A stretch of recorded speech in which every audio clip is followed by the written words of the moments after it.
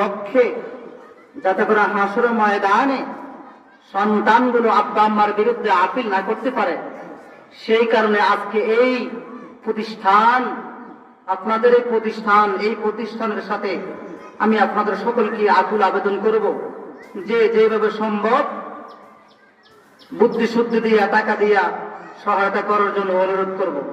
কারণ সন্তান যদি মানুষ হয়, দিন শিক্ষা যদি তারা অর্জন করে, তখন দেখবেন এই সন্তানগুলি কোরআনওয়ালা, হাদিসওয়ালা, সুন্নতওয়ালা যদি হয়, বড় হইলে সে যেদিকে যাক না কেন আল্লাহ এবং আল্লাহ রাসূলের আদর্শ থাকার কারণে, মাসলা মাসাইল দ্বীনি আলোচনা জানার থাকার কারণে, মানার কারণে, তখন আব্বা আম্মা যদি বৃদ্ধ হয়ে যায়, তখন ওই সন্তানগুলো যাদের ভিতরে দ্বীন আছে, যাদের ভিতরে মাসলা মাসাইল আছে, মা বাবা বৃদ্ধ হয়ে যাইলেও ওই সন্তানগুলো আব্বা আম্মাকে খাওয়াবে, আব্বা আম্মার সেবায় সবসময় নিয়োজিত থাকবে। কি বলেন, ঠিক কিনা?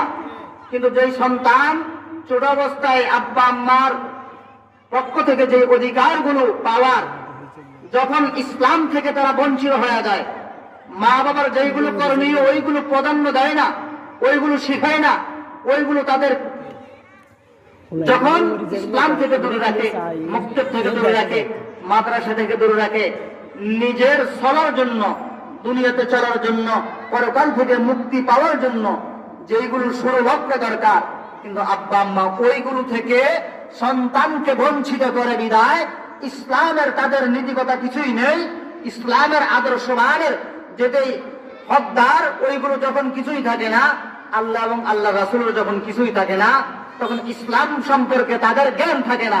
যখন ইসলাম সম্পর্কে তাদের জ্ঞান যখন থাকে না, তখন আব্বা আম্মা যখন বৃদ্ধ হয়ে যায়, ওই সন্তান থেকে কিছু পায় না।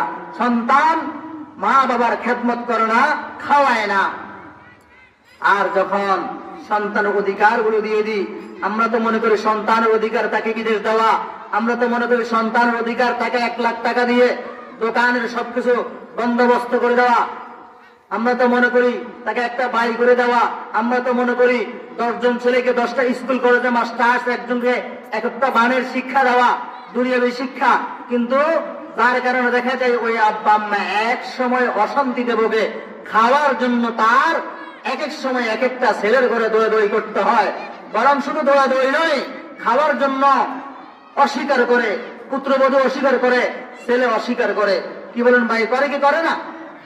যখন ইসলামের ছায়াতলে পূর্ণাঙ্গভাবে সন্তানদেরকে শিক্ষা দিবেন, ওই সন্তান